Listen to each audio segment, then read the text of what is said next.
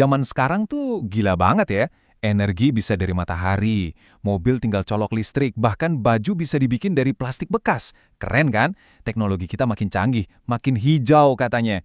Tapi, ada yang aneh nggak sih? Kalau teknologi makin maju, kok rasanya lingkungan kita malah makin ancur? Oke, coba deh kita lihat ini. Di satu sisi, kita punya inovasi yang luar biasa. Petani pakai drone, mobil listrik udah mulai banyak di jalanan. Tapi di sisi lain, lihat deh kenyataannya. Langit yang harusnya biru, malah seringnya kelabu. Dan lahan hijau jadi kering kerontang. Kelihatan banget kan ada jarak yang jauh antara kemajuan yang kita banggakan sama kerusakan yang kita lihat tiap hari. Nah, ini dia nih pertanyaan besarnya. Kok bisa dua hal yang kayaknya bertolak belakang ini jalan barengan? Yuk kita coba kupas tuntas bareng-bareng misteri ini. Oke, buat ngerti masalah ini, kita harus mundur sedikit. Lihat gambaran besarnya. Ini bukan sekedar soal teknologi bagus lawan kebiasaan jelek. Ini soal skala. Skala perbaikan kita yang ternyata nggak sebanding sama skala kerusakan yang terus jalan. Gini deh, biar gampang bayanginnya. Anggap aja usaha kita buat jaga lingkungan itu kayak lagi nambal botol bocor. Kita heboh banget berhasil nambal satu lubang kecil, misalnya pakai sedotan ramah lingkungan atau tas belanja daur ulang. Tapi masalahnya, di saat yang sama, ada lubang-lubang segede gaban dari tambang yang terus ngeruk bumi dan hutan yang terus dibabat. Intinya sih, kecepatan kita merusak jauh lebih tinggi daripada kecepatan kita memperbaiki. Nah, siap-siap kaget ya, karena bagian ini yang paling bikin geleng-geleng kepala. Ternyata, solusi hijau yang kita bangga-banggain itu punya sisi gelap. Ironisnya, justru proses pembuatannya sendirilah yang ikut-ikutan merusak lingkungan. Yuk, kita ambil satu contoh yang paling terkenal, mobil listrik. Kendaraan masa depan, bebas emisi, keren kan? Tapi coba deh kita telusuri, dari mana sih komponen utamanya, yaitu baterai itu datang? Jadi ceritanya begini, buat bikin baterai itu kita butuh logam namanya nikel. Nah, buat dapat nikel harus buka tambang gede-gedean. Dan akibatnya, ya hutan ditebang. Sebuah siklus yang ironis banget kan? Teknologi yang tujuannya ngurangin polusi udara, malah diawali dengan ngerusak paru-paru dunia. Dan kita nggak ngomongin skala kecil loh ya. Cuma dalam beberapa tahun aja, lebih dari 20.000 hektar hutan, itu luasnya kayak ratusan lapangan bola loh. Kebayang nggak? Ini bukan sekedar angka, ini adalah kehilangan ekosistem yang masif banget. Dan dampaknya ini nggak cuma ke alam, tapi langsung ke manusianya, ke warga sekitar. Di dekat tambang-tambang nikel ini, warga dan pekerja kena infeksi pernapasan gara-gara udaranya beracun. Rumah-rumah mereka kebanjiran lumpur merah sisa tambang. Bahkan, ada belasan nyawa melayang gara-gara ledakan di fasilitas tambang. Ini harga yang harus dibayar, harga yang nyata banget di balik setiap baterai hijau yang diproduksi. Dan yang paling bikin nyesek itu apa? Ketidakadilannya.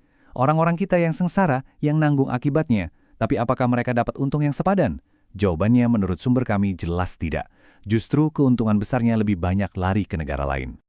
Oke, kalau lihat masalahnya kayak gini rasanya buntu banget ya. Tapi, tahu nggak sih dulu banget Indonesia tuh pernah punya sebuah visi, sebuah mimpi besar tentang cara membangun bangsa yang beda. Coba kita lompat waktu dulu ke tahun 1962, ke sebuah tempat namanya Gedung Pola. Ini bukan gedung biasa loh. Tempat ini dulu dirancang jadi semacam pusat imajinasi bangsa. Tempat di mana blueprint atau cetak biru pembangunan nasional kita digodok. Kata Pak Sigit Lingga, Ketua Harian Yayasan Bung Karno, disinilah pusat dari semua perencanaan pembangunan Indonesia di semua bidang. Tempat di mana ide-ide paling berani buat masa depan bangsa kita dilahirkan. Zaman itu tuh, zaman yang penuh optimisme, penuh semangat. Anak-anak muda paling cerdas dikirim sekolah ke luar negeri buat nyerap ilmu.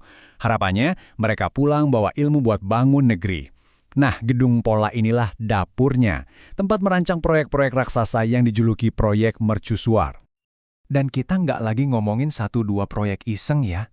Ada sekitar 300 proyek mercusuar yang dirancang di situ. Gila kan? Mulai dari teknologi, pertanian, sampai kebudayaan.